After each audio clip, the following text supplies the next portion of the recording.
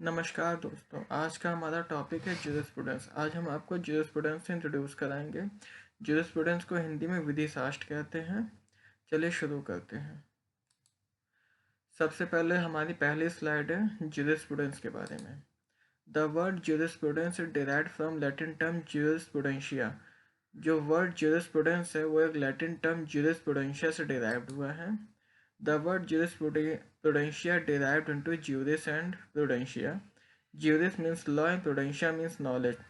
जो वर्ड ज्यूरिस्प्रूडेंशिया है वो दो शब्द ज्यूरिस एंड प्रूडेंशिया में डिवाइड होके बना है, जिसमें ज्यूरिस का मीन्स होता है लॉ और प्रूडेंशिया का मीन्स होता है knowledge. In this way, we can say that jurisprudence refers to the understanding of law and its practical application.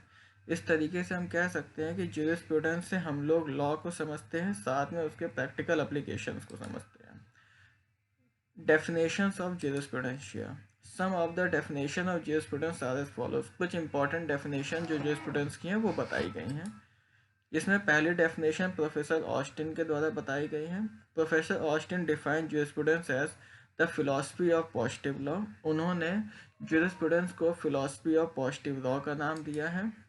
दूसरी डेफिनेशन प्रोफेसर हॉलैंड की बताई गई है। Professor Holland define jurisprudence as the formal science of positive law. Professor Holland ने jurisprudence को formal science of positive law के रूप में बताया है।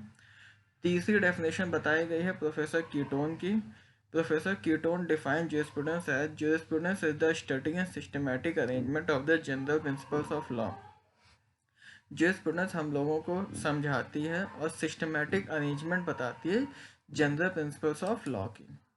अब देखते हैं हम लोग nature of jurisprudence.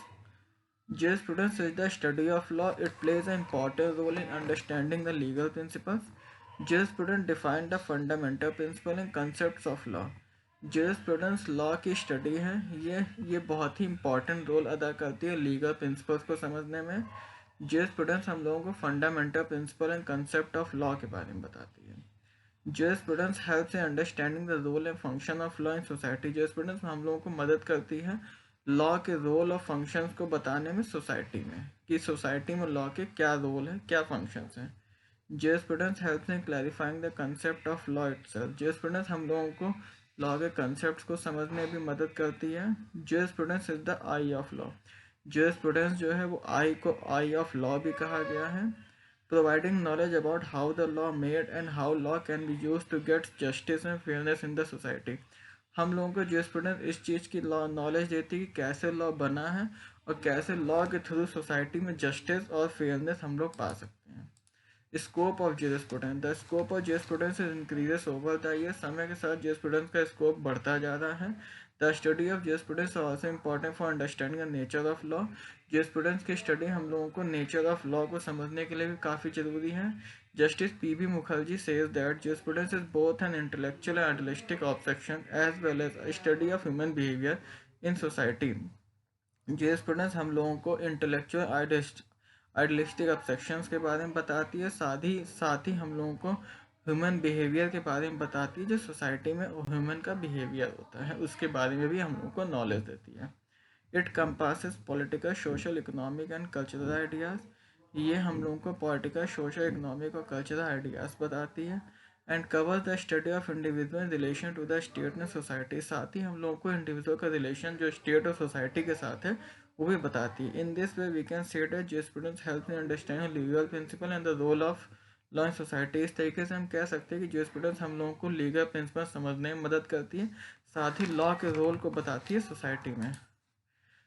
Conclusion. Jurisprudence plays an important role in the development of legal principle in society. Jurisprudence बहुत important रोल अदा करती है लीगल प्रिंसिपल्स को बनने में और सोसाइटीज़ को बनने में। As it provide theoretical knowledge for understanding law and important principle. ये हम लोगों को थियोरटिकल नॉलेज भी देती है लॉ को समझने के लिए, साथ में उसके इम्पॉर्टेंट प्रिंसिपल्स को समझने के लिए। Through jurisprudence we gain knowledge about basic principle of law and the source from which they are derived. jurisprudence से हम लोग बेसिक प्रिंसिपल्स ऑफ लॉ को जानते हैं, साथ में हम लोग ये भी जानते हैं कैसे लॉ बना है। It help us to understand the legal system of different countries and the culture, social, economic factor that shape them. ये हम लोगों को लीगल सिस्टम ऑफ कई सारी कंट्रीज के लीगल सिस्टम्स को भी समझने में मदद करती है and cultural, economic and social factors भी बताती है जिससे ये लॉ बने हैं। चलिए दोस्तों, बहुत बहुत थैंक यू। अगर आपको हमारी वीडियो बहुत अच्छी लगी हो तो प्लीज़ आप हमारे चैनल को लाइक करिएगा। अगर आप हमसे कुछ कहना चाहते हैं या हमारी कोई नई वीडियो चाहते हैं तो आप हमारे कमेंट करिएगा, और हमारी वीडियोस को आप अपने सब लोगों को शेयर करिएगा ताकि ज़्यादा से ज़्यादा लोग हमारी वीडियो को देख सकें। और हमारी नई लेटेस्ट अपडेट और नई वीडियोस पाने के लिए हमारे इस चैनल को सब्सक्राइब करिएगा। थैंक यू दोस्तों।